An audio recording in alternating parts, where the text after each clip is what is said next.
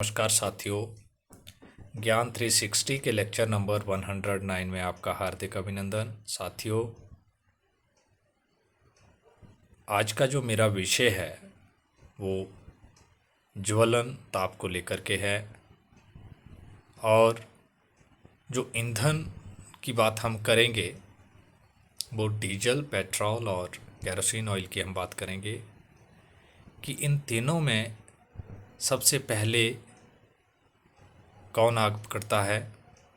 मतलब जो ज्वलन ताप है वो किसका सबसे कम है, फिर उसके बाद किसका, और तीसरे नंबर पे किसका। तो ये छोटी सी चर्चा।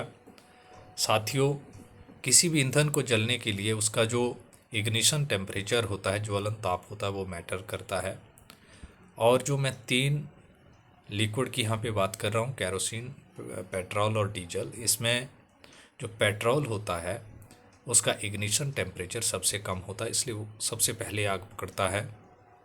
उसके बाद डीजल आता है और तीसरे नंबर पे केरोसिन की हम बात करते हैं।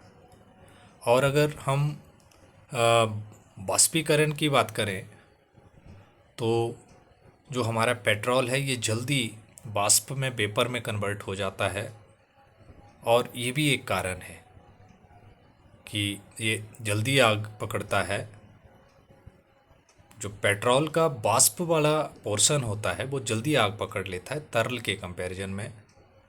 तो ये बाष्पीकरण भी एक कारण है, क्योंकि सबसे पहले जो है इन सब में पेट्रोल ही जो है वो वाष्प में कन्वर्ट होता है। और एक फ्लैश पॉइंट होता है, उसके ऊपर भी ईंधन का जलना जो है वो निर्भर करता है। तो फ्लैश पॉइंट जो है वो उस केस में भी जो है सबसे पहले पेट्रोल ही रहता है, इसलिए ये सबसे पहले आग पकड़ता है इन तीनों में, डीजल और केरोसिन में।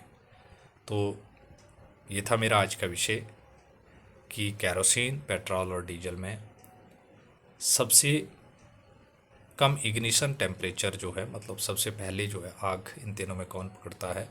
तो जैसा कि मैंने बताया कि पेट्रोल सबसे पहले, उसके बाद डीजल और सबसे लास्ट में केरोसिन। तो ज़रूर थोड़ा बहुत आपको इस चर्चा में कुछ बिंदु समझ आए होंगे। कल फिर से एक नए विषय के साथ आप सबसे रूबरू होऊंगा। तब तक के लिए आप सभी का बहुत बहुत आभार भी, नमस्कार भी और राधे राधे भी। नमस्कार।